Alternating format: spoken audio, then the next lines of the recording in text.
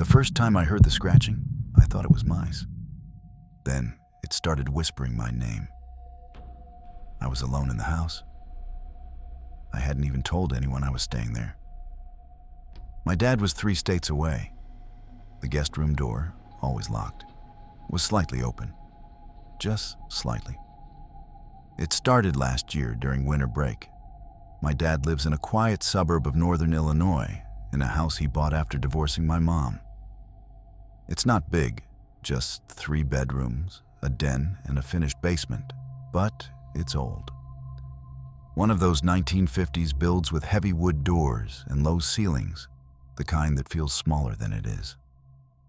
He's a structural engineer, the kind of guy who always has a tape measure on his belt and a tool for everything.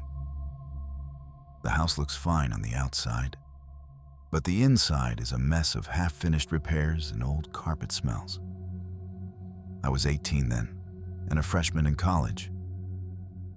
I'd stayed on campus over Thanksgiving, so my dad insisted I come visit for Christmas.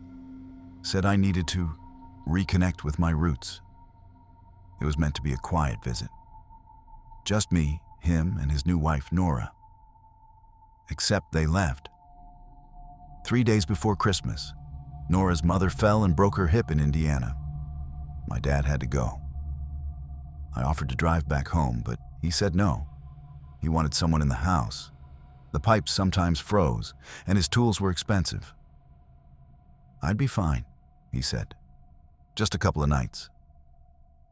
I didn't mind at first. I had the whole place to myself. Played video games on his projector, raided the fridge, blasted music through the living room speakers.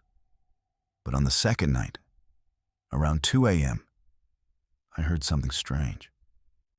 Like fingernails on wood. Not loud, but very specific. Scratch, pause, scratch, pause. It was coming from the guest room. That room had always been locked. My dad said it was just where he stored junk and that Nora didn't like people going in there. I tried the knob once when I was younger. It didn't budge. That night, the sound seemed to come from right behind the door. I tiptoed up to it and listened. Nothing. Dead quiet. I went back to the couch, turned on the TV. Then came the whisper. Faint, raspy, but clear enough. It said my name. Not yelling, not even urgent. Just calm. Jason. I froze. Sat there on the couch, a remote in my hand, heart hammering. Jason. This time it came with a soft thud of something bumping the door from the inside. I didn't sleep that night. I stayed in the living room with every light on, clutching my phone. Around 4 a.m., I finally dozed off.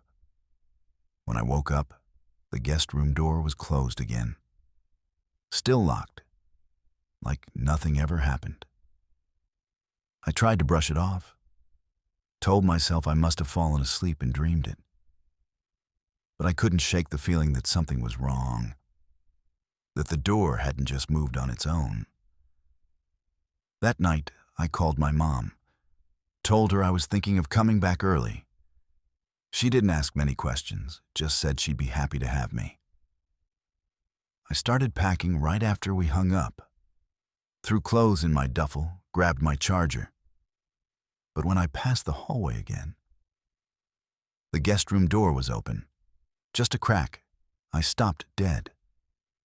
The air felt thicker somehow, like the house was holding its breath.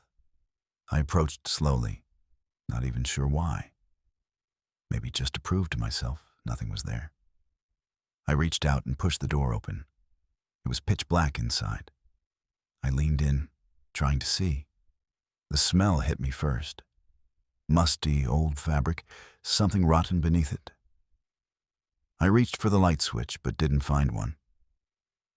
My phone flashlight barely helped. The room was crammed with old furniture. Lamps, chairs stacked on top of each other, boxes of books. And on the far side, a crib. Not a modern one either. One of those old wooden cribs with spindle bars. Faded white paint, a pale blue blanket draped over the edge. I backed out slowly and closed the door. I didn't pack anything else. I left the house and drove through the night back to my mom's. Didn't even tell my dad I left. When he called the next day, I lied and said I got sick. I didn't want to worry him. But I couldn't stop thinking about that crib. The whispers didn't follow me, at least not then. But the dreams did. In every one, I'm back in that room. But this time, the crib isn't empty. There's something inside it, shifting under the blanket. I never see what it is, but I hear it whisper my name. Weeks went by. I didn't tell anyone, not even my girlfriend. I told myself I was being dramatic. I stopped thinking about it until my dad called in early spring. He was crying. I had never heard my dad cry before. He said Nora was gone, that she'd taken a bottle of sleeping pills and didn't wake up, that he found her upstairs in bed, the same guest room. He didn't know why. There was no note, nothing unusual leading up to it, but she'd locked the door from the inside. I wanted to ask, why was she even in that room? But I didn't. He sounded so broken. I just listened. I didn't go back to that house for nearly a year. When I finally did, it was after his birthday. I stayed the night out of guilt. He begged me, said it'd mean a lot. He was better, I think. But the house felt worse, like it had grown heavier somehow, dustier, angrier. The guest room was closed again and locked. I asked him directly this time, "What's in there?" He went quiet, then said softly, "Nothing important?" "Then why is it locked?" He didn't answer. That night, I stayed in my old bedroom, tried to keep my mind off it. But at 3:12 a.m., I woke up gasping. Someone was whispering my name again. It wasn't from the hallway this time. It was from under my bed. I rolled off the mattress and ran into the hallway, and the guest room door was open. Just like before, just a crack. I called my dad's name, no answer. The light in the hallway started to flicker. I went to the guest room, opened the door wider. This time, it was empty. No furniture, no crib. Just a bare floor, water-damaged walls, and a single blackened spot in the wood in the shape of a circle. Like something had been burned there. I turned around to call for my dad again, and he was standing right behind me.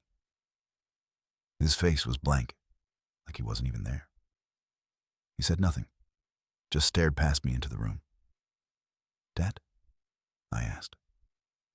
He didn't answer, just turned and walked away. I didn't sleep the rest of the night. When morning came, I found him outside, working on the lawn like nothing happened. I asked him again about the room. This time, I pushed. He finally told me. Nora had been pregnant once, right after they married. She didn't want to be, said she wasn't ready. They fought about it. She miscarried in that room, alone. My dad was out of town.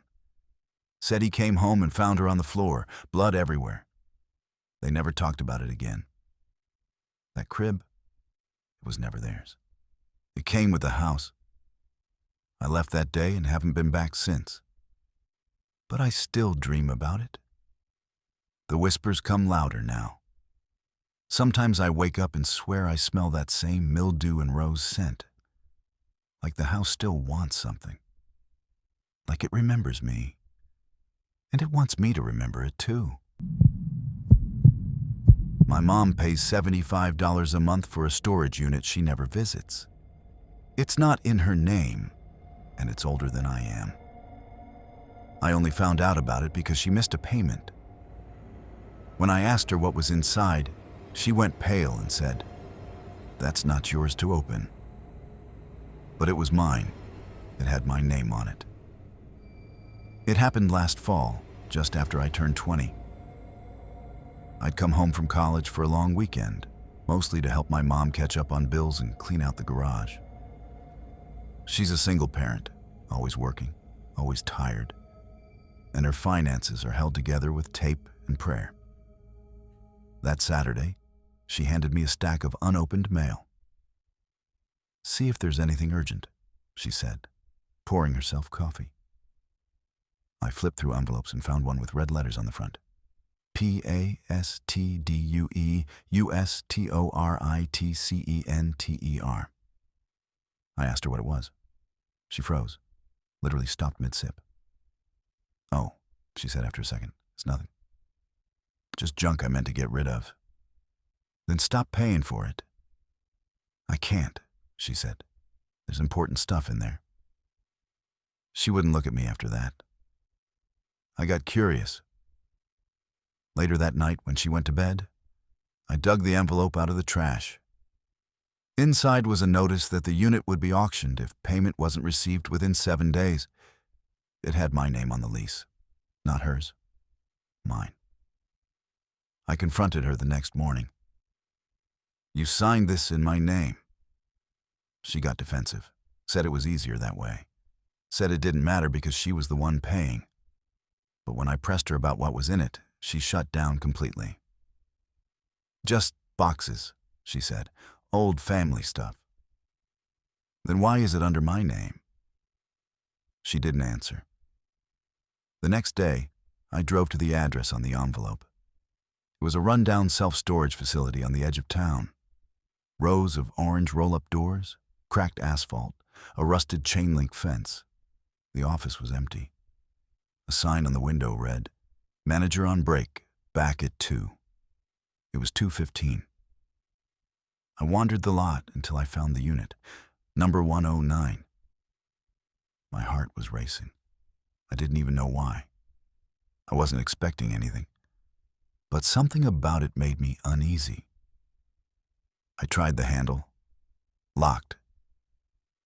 I stared at it for a long time. Later that week, I waited for my mom to leave for work and found the spare key hidden in the junk drawer. She always kept extra copies of everything. I drove back to the unit. It was nearly sunset when I unlocked it and lifted the door. The air inside was wrong. Thick, like it had been sealed for decades. I coughed and stepped inside. Boxes, dozens of them.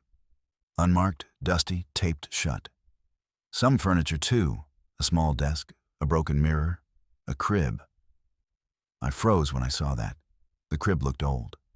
1980s style, maybe older, covered in a thin white sheet. I reached out and pulled it back slowly. It was empty. But there were scratches on the inside rails, tiny ones. Hundreds of them. I backed away. There were 2 plastic bins stacked near the back. One was cracked. I opened it. Inside, children's clothes. Tiny, washed and folded. Not mine. The second bin was heavier. When I opened it, the first thing I saw was a photo album. Yellowed, brittle leather cover. I opened it. There were baby pictures. Toddler photos. But not of me, or of anyone I recognized. Each page was labeled in careful cursive handwriting. Emily, 3 months, Emily, first steps, Emily, Halloween, 1998. The last photo was a blurry image of a young girl sitting on a tricycle, face turned away from the camera. The final page was empty. I sat there, breath shallow, flipping through the pictures again. I took the album and went home. That night, I waited for my mom in the kitchen. When she saw the photo album, she stopped in her tracks. "You went there," she said quietly. "Who's Emily?" Her hands trembled. She sat down, didn't speak for almost a full minute.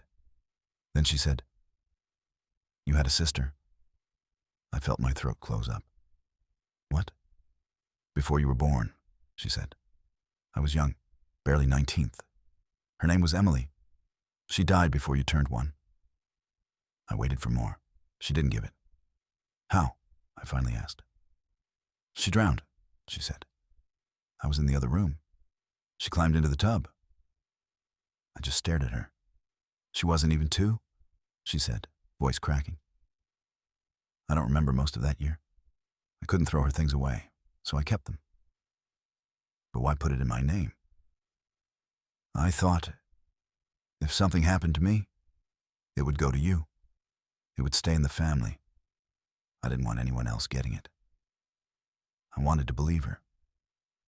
But something didn't sit right. Why was the crib scratched like that? Why was the storage unit locked for 20 years? That night, I opened the album again. I scanned the blurry tricycle photo into my computer and adjusted the brightness. There was a figure in the background, barely visible. Standing behind the girl, a man, no face, just the outline. The next day I went back to the storage unit. I wanted answers. I brought gloves, a flashlight, and started going through every box. Most were just baby things. Books, clothes, toys. One box was sealed with packing tape and duct tape. Inside was a small cardboard shoebox, labeled in the same handwriting. Emily Fatin's final things. I opened it. There was a hospital bracelet, a lock of blonde hair, a drawing, a pacifier, and a note. Just 5 words, written on old stationery. He was inside the house. No date, no explanation. My blood went cold. That night, I showed it to my mom. She screamed when she saw it. Real, raw fear. "Where did you get that?" she asked, almost breathless. It was in the unit. She shook her head violently. Number I. I burned that. I burned it. I didn't sleep that night. I locked every door, every window. Kept my phone in my hand. At 2:11 a.m., I heard the front door rattle. Not a knock, just a soft, slow rattle, like someone gently trying the handle. I turned on the porch light. No one. But on the doormat was a child's drawing. Stick figures, one tall, one small, a blue scribble for water, and in the corner, a dark shape with red eyes. I still have it. My mom refuses to speak about it anymore. She won't touch the album. She acts like it never happened. But I think she knows more.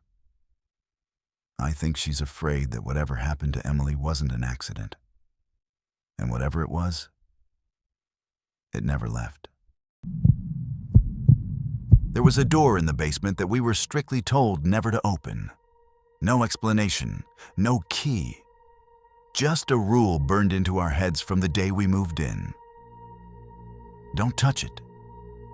But rules like that don't work on curious teenage boys, especially when that door started unlocking by itself. It was 2017 when we moved into that house. Me, my dad, and my older brother Caleb. My parents had just divorced, and we needed a fresh start. My dad found this weird 2-story colonial out in the middle of nowhere for dirt cheap. The previous owners had left in a hurry. A lot of stuff was still in the closets when we moved in. That should have been the first red flag. The place was dated. Faded yellow wallpaper, shag carpet in some rooms, and a kitchen that smelled like old wood and lemon cleaner. But it was spacious. The basement was what sold my dad. He wanted a workspace, and it had this huge finished lower level with 2 rooms and a storage area.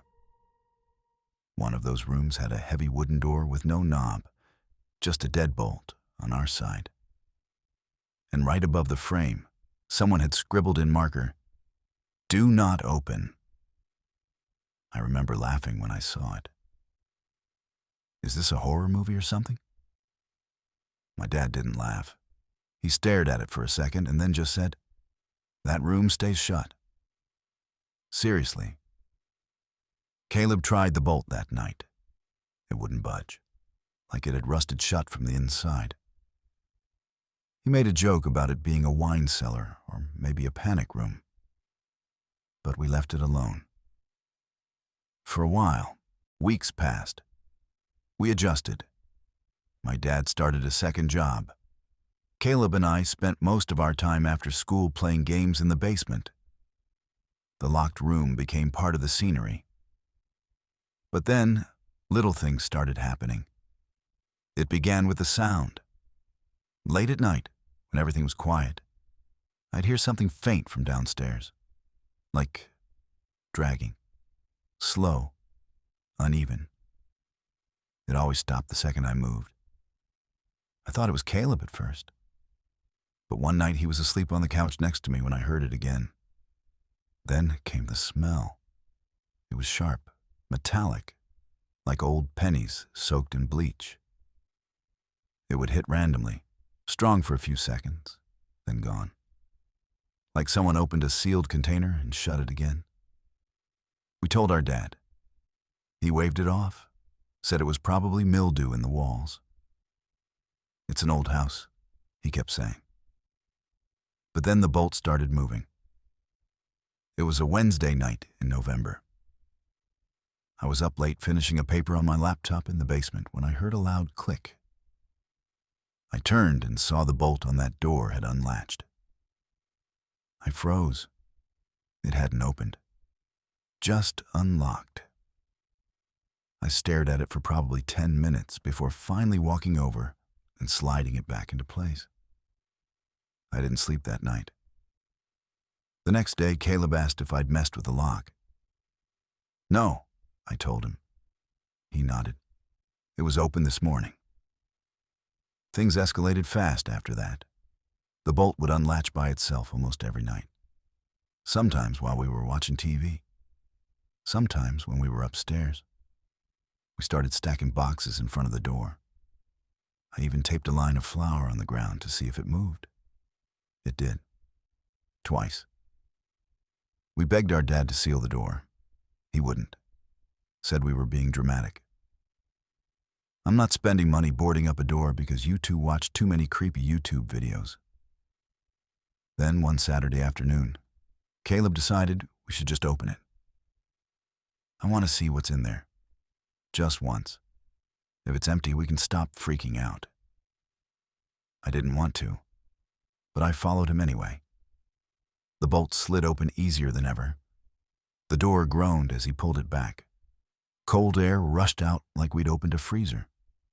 Inside, pitch black. Dusty concrete floor. Smelled like mold and copper.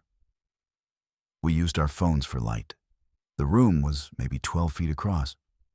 Nothing inside except a single wooden chair, a few chains bolted to the wall, and dozens of deep scratch marks on the floor and lower parts of the walls. Like someone had tried to claw their way out. I felt sick.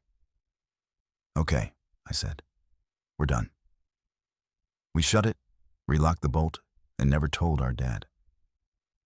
That night, something knocked on the inside of the door. 3 slow knocks. We ran. I slept in my clothes, door locked, light on. A few days later, I came home from school and the door was wide open. Caleb wasn't home. Neither was Dad. I stood at the top of the basement stairs, staring down into that darkness. Then I heard footsteps coming up the stairs, but no one was there. I slammed the door shut, locked it, and waited outside until Caleb got home. We started hearing noises in the vents, whispers, scratching, shuffling. One night, Caleb screamed in his sleep and wouldn't tell me what he saw. Just kept saying, "It touched me. It touched my face." The worst part came 2 weeks later. My dad went down there one morning to grab a toolbox and came back up pale. "There's a draft in that back room," he said quietly. "Feels like the walls breathing." That night, he finally agreed to seal the door. He bought industrial bolts, screws, metal plating, sealed it like a tomb. We all felt better after that, until we found the other door.